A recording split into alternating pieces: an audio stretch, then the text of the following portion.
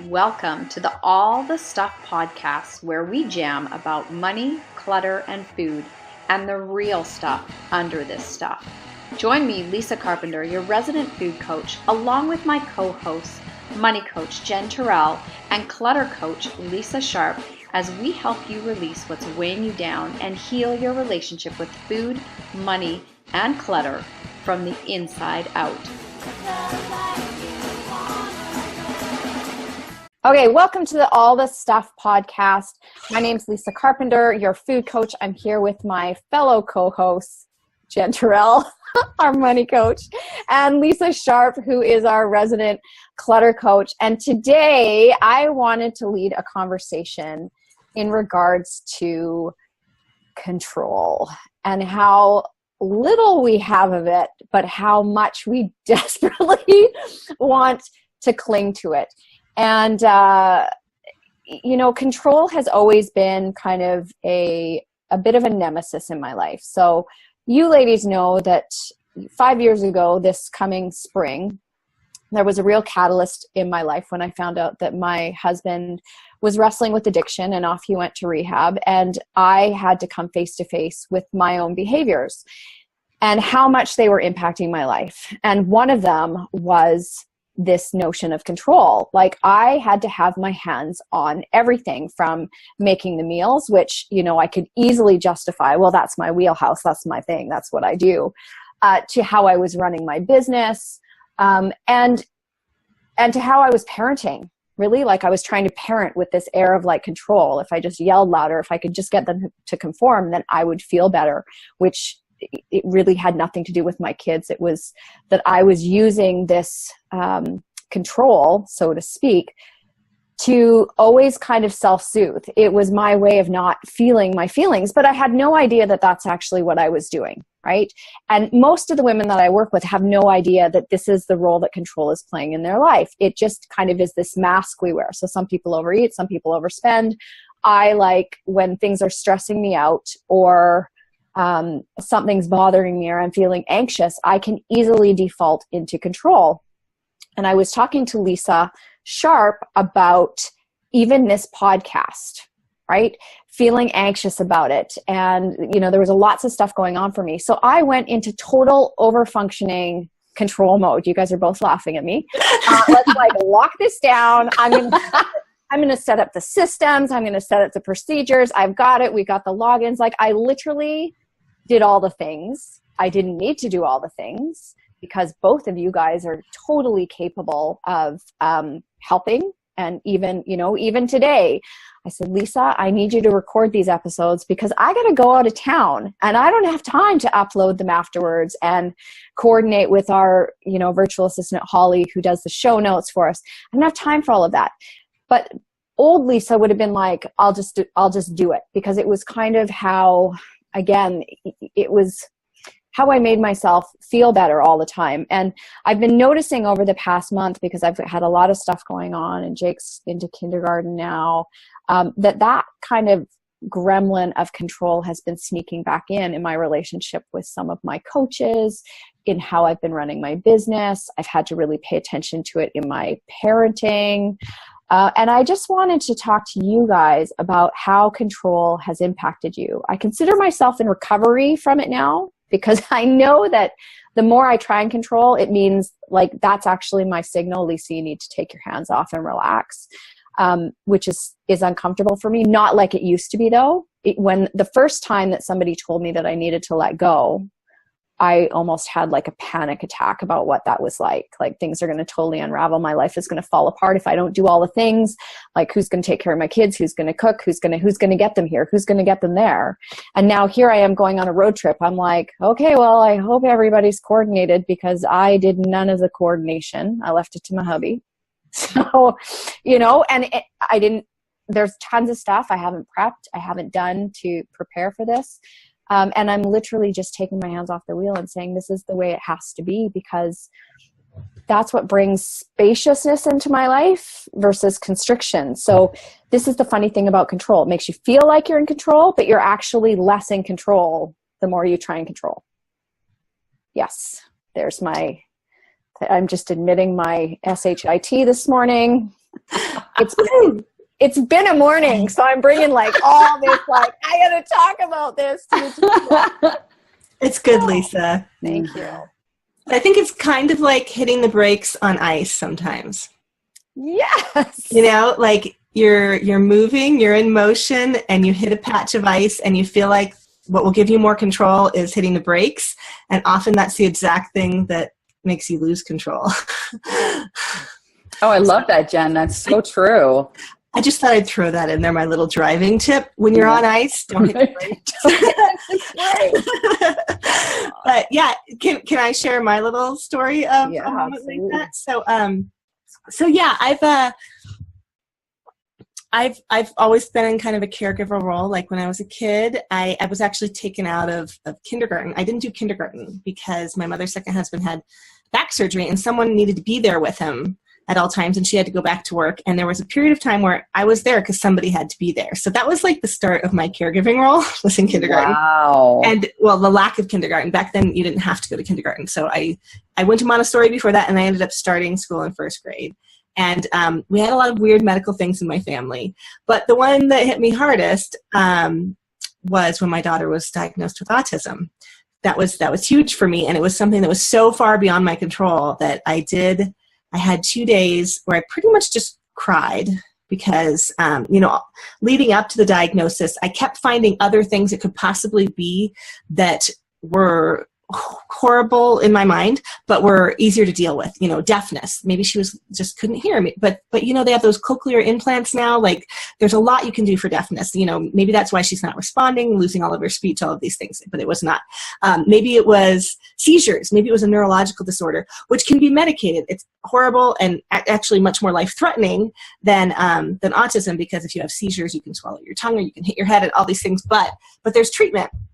And, when it was autism, it was like, I didn't know what to do, because while there are lots of things you can do about it, there's no definitive cure. There's no one thing that can fix it all. So I had 2 days where I pretty much just collapsed and cried and just didn't know what to do.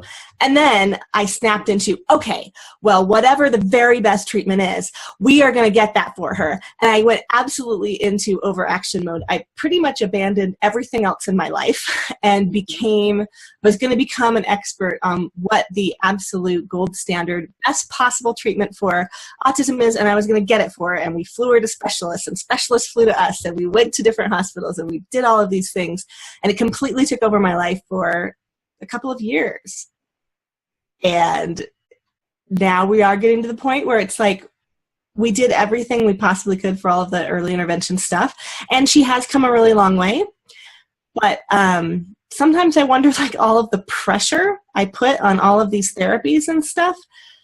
There were some years that were really hard for her. The idea of like behavioral therapy, I loved it so much because you took data. We had all this data. We're sheets. We have reams. We have huge D-ring folders of all the data on all of her therapies for all of these years. But that still didn't fix, let me feel like I was doing something, but it didn't necessarily fix it. And it did really affect my parenting for all those years. And now we're kind of at the point where she's made progress. She's, doing okay, but what's going to make her life happy? Like, does she have to learn mathematics? Maybe not. Maybe she doesn't need that much math. Maybe what she needs is friends and art and music and social activities when she wants them and not when she doesn't want them. Maybe we don't have to force all of this so much. So yeah, that was an area in my life where I definitely tried so hard to control what was happening and absolutely could not. And I do sometimes wonder that I think there were moments when my desire for control possibly did some damage to just our relationship, just our happy, loving mother-daughter relationship, which we do have. It's not like I've completely destroyed it or anything, but I put a lot of pressure on her to make progress through all these therapies. I'm glad you say that, because, and I just totally glossed over this huge monumentous thing in my life, which was, when my hubby went off to rehab, because I went into total control mode then. Like literally my life, right? My youngest was 6 months old. I had, adolescent boys, And it was like everything that I knew had just changed in a heartbeat. And I went into total overfunctioning mode. I went into, I'm going to learn everything I can learn about addiction. I'm going to learn how I can support him, how I can fix him, how I can do all this stuff. And I got slammed in the face with, there's nothing for you to do, and this is none of your business. His recovery, this was hard. His recovery is none of your business, Lisa. This is what one of the counselors told me. And I was like, well, of course it's my business. He's my hubby. We have a baby together. We have a life. What do you mean it's none of my business? And he said, you can't create his recovery for him. So if he is responsible for his own recovery, he's laying down those bricks. He's laying down that foundation for himself so he can have a long, healthy, happy life. And a lot of people never fully get into recovery or stay into recovery because people are constantly trying to save them. They're never left to find their way, right? Like there's something to be said for, you know, people learn and grow when we keep our hands off. So we want to help all the time, but when we help, we're actually, right? That's like laying down wet newspaper for them to stand on as a foundation. So what was really challenging for me was getting out of that over-functioning mode. And I remember sitting in my group counseling session, like so defeated, when they said to me, Lisa, you need to stop reading. Like you can't do your way out of this. You can't read enough self-help. You can't do yourself out of this. You have to be with your emotions. And this control, this over-functioning is you really wanting to not feel how you're feeling, which was scared to death, so sad, like absolutely devastated. There's nothing like when you believe you've had control over your life and you've been creating your destiny, and all of a sudden that changes in an instant. It is so humbling to realize that life is going to happen regardless of what you're doing, regardless of how tight you're holding on. And that's when everything really started to change for me. So people, you know, even with your daughter, right? I think there is this level of we have to be in it, but where we do ourselves a disservice is we're so, like I said, we're so busy doing the doing, trying to fix it, trying to grab hold of control, that we're not paying attention to our emotional well-being. And it wasn't until, and it was in that counseling session that I literally just completely unraveled and fell apart and just started to cry. And I was so afraid to start to cry because I was terrified I'd never stop. I was terrified that my life would never feel better because I had no idea. I had no idea if he was going to go to rehab and come out and be able to be healthy and happy, which he is. I'm so grateful for that. But he could have come back and relapsed. And in fact, I had a girlfriend at the time who her husband was going through something very similar. He came out and immediately relapsed. So this was all I knew. So it was like, how do I, here's a controller learning how to not control when all I know is how to control. I'm not really like feeling the feelings thing. It's terrifying. So that feels like a loss of control. So when people say to me, well, how do you let go of control? There's no easy answer. I think it's just time, having the right conversations, recognizing when you're in like total overfunction mode and seeing that as not healthy. And Brene Brown talks about it in one of her many books, right? But when I was able to step back and see it as such a pattern in my life, and it was just this event really turned up the volume on it, and I was able to see how destructive it was. And to even still, like, to have it come up now and think, oh God, haven't I gotten over that? Haven't I killed that behavior? And it's still there. So Lisa Sharp, because I know that you've had stuff in your life happen. I love it when you raise that eyebrow. That has had you. I know, I can't do that. I would love to hear some moments in your life where you felt like you were in control and then lost control, and how you've kind of take your hands off. You know, I have a similar story to Jen's because my daughter, my second child, had very similar issues when she was little.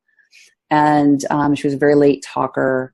And we didn't really know what was going on with her. And we knew that her developmental movement wasn't really, you know, where it needed to be, that sort of thing. And development was where it should be.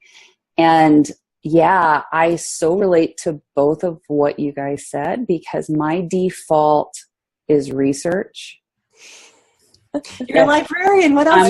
I'm a librarian. Yeah, that's true. And that's just like, that's my mode. Like if there is an issue to be fixed, then I'm going to know everything there is to know about it. And so that's how I feel in control, because if I am well informed and I know all of the different case scenarios and everything, then it makes me feel like I have more of a say, more control over what's happening. And the idea of not bringing my very best, like what you said, Jen, about, that you were going to have the gold star treatment for your kid. I was the exact same way. I was like, I'm going to fix this. It's going to be fine. And this is what I'm going to do. And I devoted 4 years of my life to that. And that's all I did. All I did. And she is in a much better place. Did I need to do all of that? Probably not. Part of it was her path. And I was trying to direct because it was so scary not to even consider not directing the path. But it was hell. It was really, really, really hard. And like, I remember she had speech therapy and physical therapy, or OT rather, for 4 years, twice a week. And then I did all of the stuff outside of those therapies, And when we kind of got to the end, because she had come so far, and both the speech and the OT therapist said, it's time for her to go. She's okay. She's progressed. There's not much more that we can do here. I just like freaked out. I was like, it was like somebody had taken my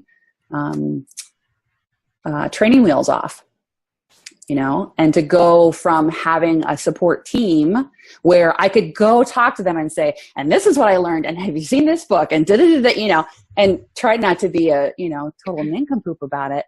But, yeah, it was really, really scary. And I'll say it took me over a year to get my nervous system back down to it's okay.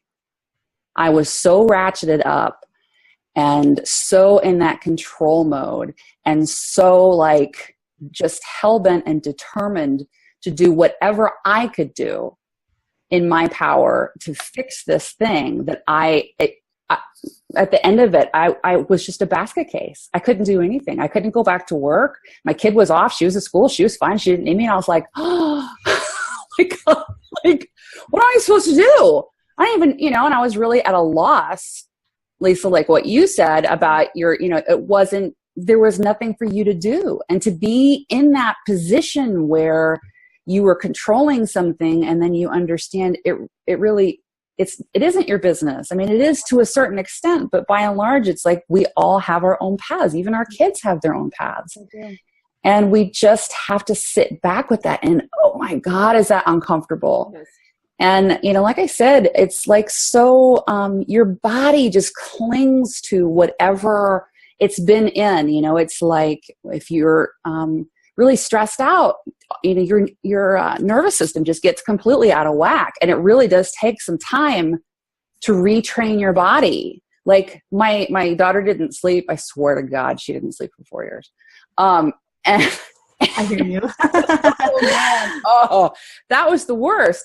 So, but after she got better and she started sleeping through the night, I couldn't sleep through the night because my body had been trained to wake up every 2 hours for years. Yeah. Stu and I still have that. His doctor called it hypervigilance. Yes. Because, which a lot of times, soldiers will get hypervigilant or these different things, but especially for Tallulah with their tube feeding and, problems with swallowing and fluids, kind of all the medical stuff besides the autism with Blue. It's just, and there have been times where we, even though nothing is quite as dire as, say, like, cancer or like an acute brain injury, there have been moments where, before they put the tube in, the tube was an emergency session after a week of us trying to change her diet because has these, huge food allergies, and she refused to eat anything. So we had a week of basically watching her starve until they put the tube in. Like we just watched and watched and watched and tried and tried and tried. So there are these moments where it felt very life threatening, and it felt like, things were so acute with her that it has been hard even now. And the funny thing is, because my husband has his own obstructive sleep apnea issue, he's had like the nasal surgery. They like fixed his septum and all that stuff. But and he has a CPAP now and everything. And we've actually put him in a separate room from everybody else and the pets and everything, just because his sleep had gotten so affected. And the funny thing is, we've noticed that as things have gotten better with the kids, like my youngest also went through a lot of this early intervention stuff because she showed the early signs of regression too, and she does have a diagnosis. But she did do kind of the best case scenario, which, when I read, I'm sure you did this too, you read about what the best case scenario looks like, which is basically looks like recovery. It looks like your child gets back on the developmental track with their peers, their age peers, and that's what everyone wants. And, Miffy, if anything, in a few areas is a little advanced, though physically, growth-wise, she's very, very teeny tiny still, and looks, like the other day we were hanging out with a 4 and 6-year-old, and she was with the 4-year-old, and I thought they were the same age. The 6-year-old was huge compared to her, so it was kind of funny. But, at the same time, so I have had that experience a little bit of letting go of Miffy's program as she's progressed. Like the school doesn't have an IEP for her anymore, and it's amazing. But also realizing with Tallulah, she's had so many complications. Like her life probably really is never going to look like even Miffy's, which is a bit different from all of their friends. Yeah. It's kind of being like, okay, so it's time for me to stop trying to make her be like everyone else. And exactly. And so this brings up the point that I wanted to get back to, is when we're trying to control everybody else and we've got our hands on all these things, the big thing that went, like I heard it for all of us, and because I know all of us, is we let go of ourselves in the picture. Mm-hmm. So we're trying to control to hang on to our lives, and in the process, we completely let go of ourselves. We don't pay attention to how we're feeling emotionally. We're not getting enough sleep. Most of the clients that I work with have not been eating properly, or they're shoving because they're in survival mode. Yep. I don't have time to take care of me. I got all this stuff I got to take care of. I got to have my hands on all of this stuff. Yeah. So in my case, I was still eating healthy. I was still exercising. Those were some of my, those are just defaults for me. But I was using those as a way of control as well. Mm-hmm. So it's recognizing that when you've got these issues of control, or when you're trying to run all the things in your life, you, more than anything, if you're not ready to give up control yet, like if you really feel like, Lisa, you're talking crazy talk, I can't take my hands off the wheel, right? Like if I had said to Jen, you need to not control your daughter so much, she would have given me the bird. Mm-hmm. And that would have been the end of the conversation, right? A few years ago. So I get it. When we're in it, it's like we might not be ready to hear it yet. Yeah, so if you hear any message from this podcast episode, hear this. If you need to do those things, if you truly believe that you need to do them, and that's, you'll get out of it eventually, are you willing to show up for yourself in the process? Because in the middle of doing all this stuff, if you're not taking care of you, you're going to run into serious, serious problems. And the reason I was so inspired to talk about this particular topic this morning, because I literally decided this is what I want to talk about, is I had one of my crazy dizzy spells this morning. What is it brought on from? From the remnants of adrenal fatigue, which is, we'll do a whole other podcast episode on that, or I'll do a solo episode on adrenal fatigue. But basically, our bodies think that we're under immense stress all the time. So we're pumping out cortisol, we're pumping out adrenaline, we're pumping out all this stuff, and it takes a toll on our physical and emotional well-being. My blood pressure is incredibly low now because, well, one, I'm super fit and healthy, but two, because of my adrenals. So I can get so dizzy some days that I can't get out of bed.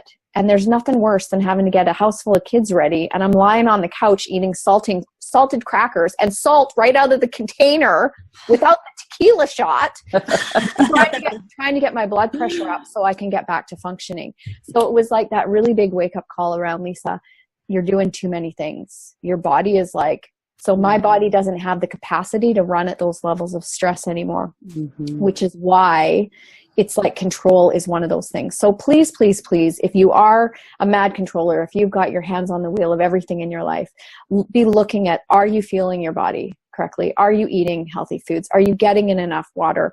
Are you taking care of yourself? You know, can you look around in your environment and declutter a little bit, right, Lisa Sharp? Just to bring some sense of ease and peace, because if you're trying to do all the things and then you're, you know, clutter everywhere. So what can you do to take care of you? Like, that is the biggest point of what I wanted to come back to, you know, to kind of wrap this up, is what do you need to do to take care of you? So if you need to be a controller still, have at her. That's, you know, you'll have to find your path on that. I'm taking my hands off of that.